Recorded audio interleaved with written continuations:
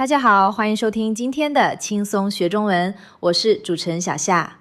今天我们请到了中文老师李老师来跟大家聊一个非常实用的话题——自我介绍。李老师好。小夏好，听众朋友们大家好，很高兴来到今天的节目。李老师，很多学中文的朋友都说，自我介绍是第一件要学会的事。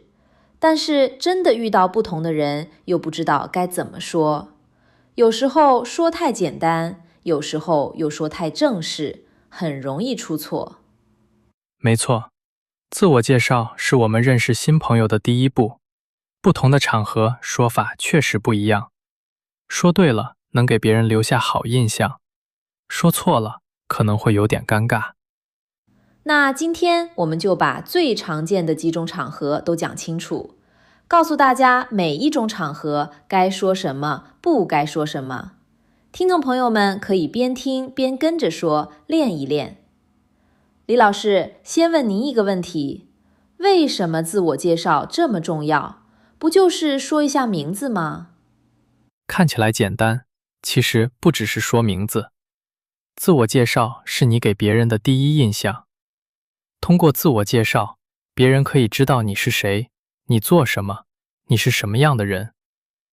对，第一印象很重要。那我们学中文的同学在自我介绍的时候，最容易犯什么错误呢？最常见的有两种。第一种是太简单，只说我叫 XX， 然后就没了，对方不知道怎么接话。第二种是太复杂，说很多别人不关心的内容，或者用了很难的词，对方听不懂。还有一种情况是不是用错场合，比如跟朋友见面说得太正式，跟老板见面又说得太随便。说得太对了，这就是我们今天要讲的重点。场合不同，说话的方式也不同。今天我们讲4个最常用的场景。第一个是朋友聚会，第二个是工作面试，第三个是上课学习，第四个是网上认识新朋友。这4个场景确实大家每天都会遇到，那我们一个一个来说吧。第一个场景，朋友聚会，比如朋友带你去一个生日派对，或者周末一起吃饭，认识新朋友。这种时候应该怎么自我介绍呢？这种场合比较轻松，不用太正式，一般说3部分就够了。名字，你是谁的朋友，一个兴趣爱好。能给我们举个例子吗？好的，比如你可以说，你好，我叫大卫，是小明的朋友，我喜欢看电影。这样就很自然，不长也不短。听起来很简单，那说完之后呢，怎么继续聊天？说完自己的爱好，可以反问对方，比如问，你呢？你喜欢什么？这样对话就继续下去了。那这种轻松的场合有什么不能说的吗？不要一上来就问年龄、工资、结婚，没有这些私人问题。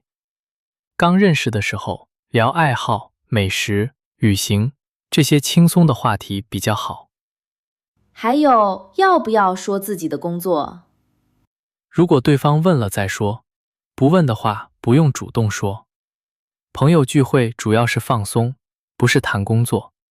当然，如果工作很有趣，想分享也可以，但不要说太多专业的内容。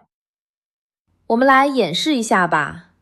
李老师，现在我们是在一个朋友的聚会上第一次见面，我先来跟你打招呼。你好，我叫小夏，我也喜欢看电影。你好，小夏，很高兴认识你。我叫李明，我是小王的同事。你喜欢看什么类型的电影？你看，这样对话就很顺畅地开始了。听众朋友们，你们学会了吗？轻松场合的自我介绍，记住3个点：名字、共同的朋友、一个爱好，然后反问对方。接下来第2个场景，也是很多人最紧张的场景，工作面试。这个场合就正式很多了，对吧？对，面试的时候自我介绍要更正式、更完整，一般要包含4点：名字、年龄、学历、工作经历和能力。顺序有讲究吗？有的，一般先说名字，再说基本情况，然后说自己的能力，最后说为什么想要这份工作。我们来举个例子，比如，你好，我叫林小雨，今年25岁，我毕业于北京大学，学的是市场营销。我有2年的工作经验，擅长做网络推广。我对贵公司很感兴趣，希望能有机会加入。听起来很专业。那面试的时候有什么要特别注意的吗？第一，声音要清楚，语速不要太快。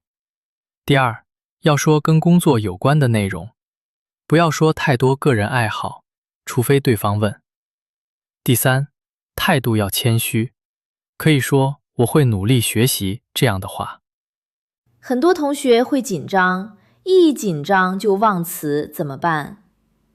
可以提前写下来，多练习几遍，不用背得一字不差，记住大概的意思和顺序就行。看着对方的眼睛，微笑着说，印象分会更高。那面试结束的时候还要再说什么吗？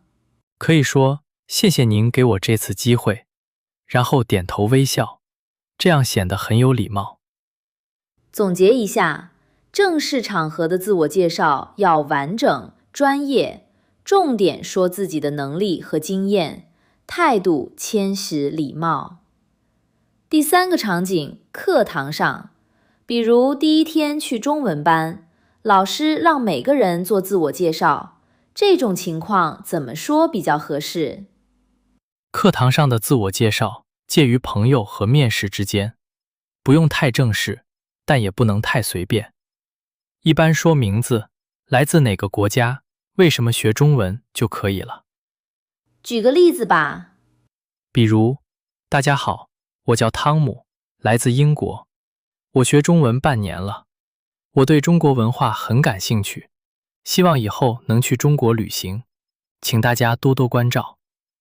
请多多关照这句话很常用，对吧？对，这是一句很礼貌的话，在新班级、新公司、第一次见面的时候都可以说，意思是希望以后大家互相帮助，互相照顾。那课堂上自我介绍要不要说自己的中文水平？可以说，比如我的中文不太好，请大家多帮助我，这样大家会更理解你，也更愿意帮助你。很多同学害羞，不好意思开口，李老师有什么建议吗？其实没关系，大家都是来学习的，说错了也很正常。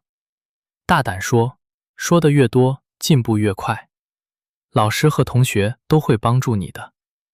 第4个场景，现在越来越常见了，网上认识朋友，比如语言交换 APP、社交软件上第一次聊天，这种自我介绍又不一样了吧？